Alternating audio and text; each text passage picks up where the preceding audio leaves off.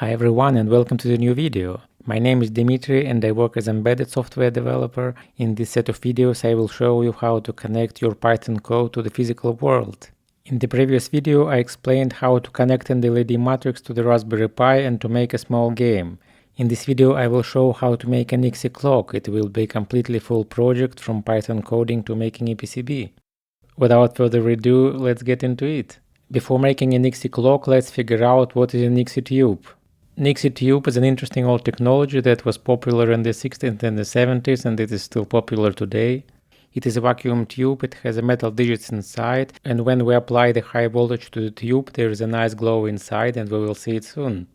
Why it is interesting to make a Nixie clock? Well, there are several reasons. First, just because it's cool, and second, because there are several challenges. A Raspberry Pi has a 5 volts output and we need 170 volts, so we will need to use a DC-DC converter to it, and it will be interesting to see how it works. As mentioned before, for this project I will use a Soviet EN1 tube. They are easily available online. One of the advantages is that it's very simple. It's using the common anode and 10 digits from all digits from 0 to 9. And I will also use a Soviet K155 driver. It's also easy to buy them. So let's get started. This tutorial will contain 3 parts. Before making a Python code, we will create a schematic because we need to know pin numbers on the Raspberry Pi. When the schematic is ready, we can make a PCB from it, and then I will send this PCB to production and I will show how to do this. And finally, we will make a Python code, and because of the magic of the video, all this will be in this tutorial within 10-15 minutes. For making PCB and schematic, I will use KiCad. It's free and open source, so let's run it. When we run KiCad, we have this window, and here there are 2 most important parts, a schematic editor and PCB editor. Now let's open the schematic editor and create our first schematic. When we run a KiCad, we first have this window, and we can start adding components by pressing these buttons, symbol library browser. When I click this, we have this library and we can see lots of components, connectors. But the challenge is that for our project there is no Nixie tube here, so first we need to create a new library. There is a valve section here, and here I already created one, but I will show how to do it from scratch. So we need to create it, and to do this I will go to symbol editor. I will close the component I am not using. As you can see, there are lots of different components there. I will call it Nixie, and now it is easy, we can just start drawing. A typical Nixie tube has one anode. Let's name it A. I press R to rotate this symbol, and then I need to add 10 other pins.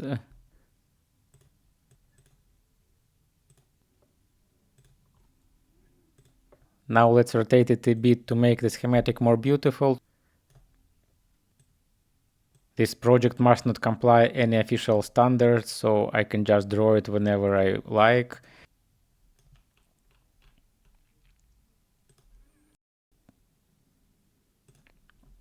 Now I can open the library browser and our symbol will magically appear here. And now, as we can see, we can use a new symbol, so technically it's easy and the process took about 5 minutes. So this is the final symbol that I will use. As we can see, I created this component. It has anode and it has 10 digits. Each digit is a wireframe that is inside the glass tube. And I will use this symbol to create a schematic, so now we're ready to draw it. So first I'm adding my Nixie tube. As mentioned before, a Nixie tube required 170 volts, so we will need a DC-DC converter for that. I didn't want to make a voltage converter from scratch, so I decided to use one from Amazon. Nixie tube also requires a current limiting resistor, and they are located in the device section. We're using Raspberry Pi, so I will add a pin connector. And now we are almost ready to finish the first part of the schematic. I will use 2 DC-DC converters. First we'll convert 5 volts to 12 volts.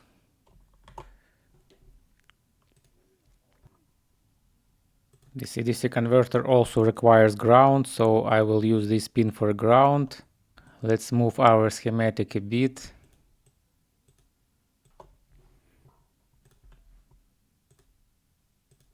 As I mentioned before, I will use a Soviet driver K155.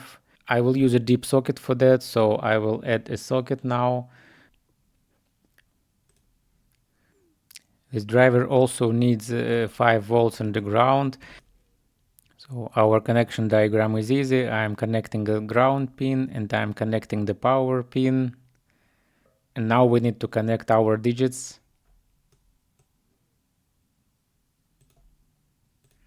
The process is not hard, but it takes some time.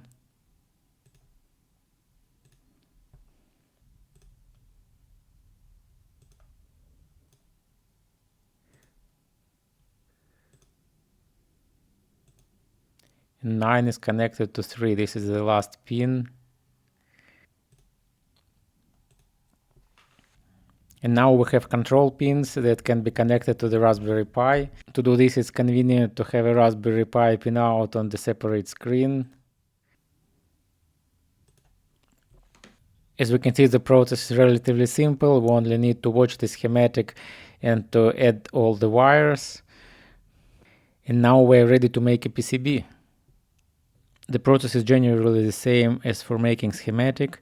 The challenge is that there is no standard symbol for our Nixie tube, so first we need to add this. To add the symbol, I will use a footprint editor. Let's open it. As we can see, the pin type is through hole, so it will go through our board. As a second important part, I need to add the hole on the center. To do this, I select Edge Cuts layer.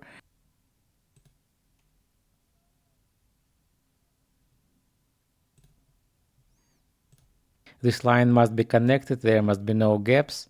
And of course, the next important step is to verify all the dimensions with the rule. And I can verify it with my real Nixie tube. The process is easy, but as you can see, it takes a bit time. I will do it out of the camera.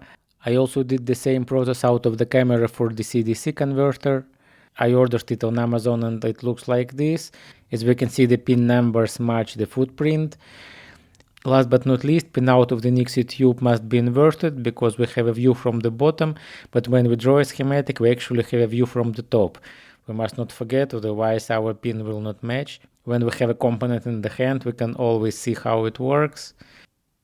Now we can return to the schematic editor.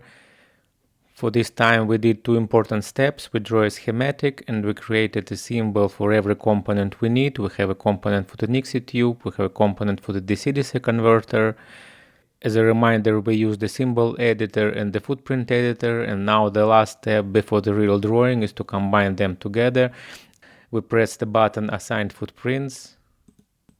And we have this window with all the components we have on the board. As we can see, we have two connectors, we have a resistor, we have a Nixie tube, we have two DC-DC converter. And here for every item I must find the component. The useful thing here is the View Selected Footprint button. For example, this is our Raspberry Pi connector and I need to find the proper one. This looks like a good one. I know that the pin spacing is 254 millimeters and Raspberry Pi has 20 pins. As the next step, I need to assign the footprint to our Nixie driver. Then I need to find the resistor. As we can see, there are many components there, so we need to find the one that is best for us. So the ruler is your friend to do the measurements and to find the best one. Now I assign my Nixie tube. This is the component I created. Next step is DC-DC converter that I did. Out of the camera I assigned all components from the list. For the Raspberry Pi I'm using this long connector. For the Nixie driver I am using deep socket. Here is our resistor. Here is the Nixie tube. This is the first DC-DC converter that I put on the board. And the second DC-DC converter is bigger, so I will just use wires for that. And now we're going to the last fun step, to drawing the PCB. I'm switching to PCB editor. So this is our main layout, and first I press the button Update PCB from schematic. As we can see, it's updated, there are no warnings and no errors. And here we can start drawing. As the first step I need to specify the board size. I go to Edge Cut Layers and draw a rectangle. As a simple example, let's say it's like this. Next I can start moving the components. As we can see, we have all our connections. For example, it can be like this.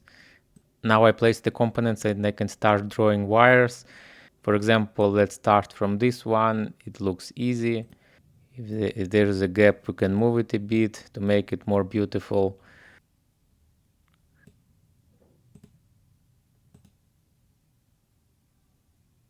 Some wires may require using two layers. To use the second layer, I need to press V button, then the wire will continue at the bottom layer, and then I press V button again.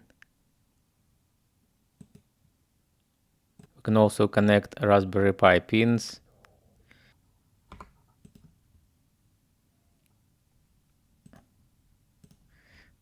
I can also put the resistor near the Nixie tube. To rotate the symbol, I press R.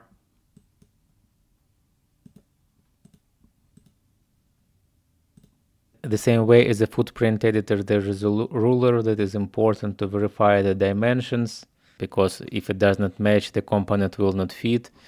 Another important part here is a 3D viewer, so I can watch my board how it looks. So for example, I immediately see that my resistor type is not correct, so I can change it in the layout. So here we can see our roots, here we can see the holes I made, here is a place for the DC-DC converter, this is a place for the Raspberry Pi. This is the important part to verify that everything is good, otherwise after making the order we cannot change it anymore. Of course here I added only one Nixie tube, and now out of the camera I will add 3 others, otherwise this video will be too long. Because of the magic of the video you will see the final result right now. Out of the camera I added other Nixie tubes. As we can see, the logic is the same. We have tubes 1, 2, 3, 4. We have also 4 drivers. To reduce the electromagnetic noise, I added a small capacitor to each driver. For the second DC-DC converter I used 3 pins because it uses a ground, 1 input and 1 output. And this is my final PCB that I did. When the PCB is ready I can check that everything is good in the 3D viewer. This is my board in 3D. We can see that everything looks fine. I also changed the resistor type and now we're ready to order it. So I will order the PCB and we'll get it by post. But first I need to export the Gerber files. To do this I go to File, Fabrication, Output, Gerbers. Here is my output directory. I press plot. So here I also generate drill files and now everything is done. So now I will show the process of ordering the PCB, how I did it. I decided to use a PCB website for it. First I need to open the PCB editor and verify the board size. Here I can get my size, 185 per 85 millimeters. As we can see, the minimum amount of boards is 5. And then the easiest way is to upload the Gerber files I created. As we can see, the board itself is not that expensive, but of course we need to pay for the shipping cost. I live in the Netherlands, so you can see the prices for this country. For your location it may be different. Standard post is the cheapest, this shell is more expensive but faster. I set all parameters by default, they were automatically imported from the Gerber files. As we can see, there is lots of things that can be tuned if we want. And the production is located in China, so in many countries you will need to pay the import tax. When everything is ready we can press calculate and this is the final result. As we can see, it's pretty doable, and if I would do it myself it will be much more time consuming. And now I'm saving the final order and I will show you the result. So while we're waiting for delivery we can make a code for the Nixie clock. Let's get started. Our code will be relatively simple. All of the job was done by the Nixie driver. We only need to specify the bit values. First I need to specify the digit numbers and the pins I created. As we can see, each driver has 4 inputs and these inputs are connected to the Raspberry Pi. As was displayed in the previous lessons, the first step is to initialize the GPIO. Now I can add the method display value. As we can see, the logic here is pretty simple. Using Python bit operations I get all 4 bits and I send these bits to the GPIO pins. And of course we have this digits array and this is the index of our array, so we can specify the digits from 1 to 4. As an example, let's show the current time on the clock. Now we have 3 methods: to initialize GPIO, to display 1 digits and to display current time. And now let's combine all methods. I will create a main body that will print the time. Viewers who wish can make more advanced logic. For the simple demo, I will just print the time in the infinite loop, and let's see how it works. Now I can enable the terminal, and let's run our code. Okay, the code is ready, and about a week later the board arrived. Let's see how it works. I'm a bit nervous because if I did something wrong, I need to order the board again. As we can see, the package is good. Let's unbox it and see what's inside. Board looks great, it's clean and tidy. First I will test if the Nixie tube fits, because this is the most critical part. I need to know if I did the measurements correctly. I will also check if the place for Nixie driver has a correct size. Well, everything looks great. I see no issues and I can start soldering. Okay, when we get a new board, the first step is to provide the power, and to do this I need to solder the Raspberry Pi connector, so this will be my first step. It is easy to do it, I need to solder pin by pin and that's it, however it takes a bit of time. As a next step I can connect the board to the Raspberry Pi and to verify that polarity's voltage is correct. This is the important part, because if the polarity is wrong I can damage the chips, and the next order will take at least 2 weeks. Just for fun I can connect a portable oscilloscope and run the Python code, and we can see the activity of the Raspberry Pi pins, so the code works. As the next step I soldered the DC-DC converter, and I need to verify that it provides 12 or 14 volts. The voltage can be adjusted using the resistor.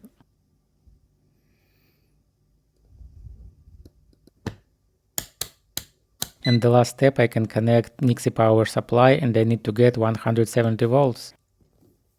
As a reminder, I ordered Nixie power supply separately, so I connected it using the wires. It looks like this.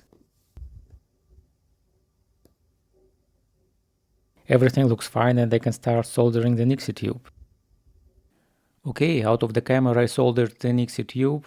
I did not have a special socket for these tubes, so I just wrapped the wire and soldered it. This is how it looks, and now we can start testing. As a first simple approach, let's draw all the digits to verify that everything works. Here I will display the same digits. Now I will open the terminal and let's run it. Well, as we can see the code works, but I see a slight issue there. The digit 6 in the last number is not working.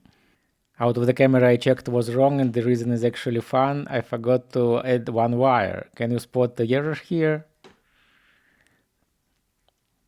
I did a fix and I soldered this wire. Let's try again.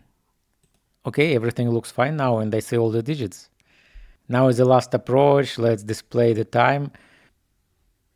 First I will scroll the time to the current number so the clock owner can see how digits are changing on the Nixie tube.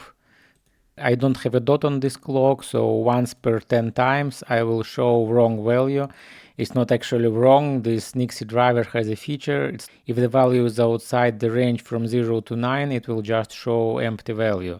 So the digit will be off. I will use it to blink the time so it looks more alive and it looks more beautiful. Now let's run it again and see how it works. It takes a bit of time, but it's interesting to see how the clock is starting.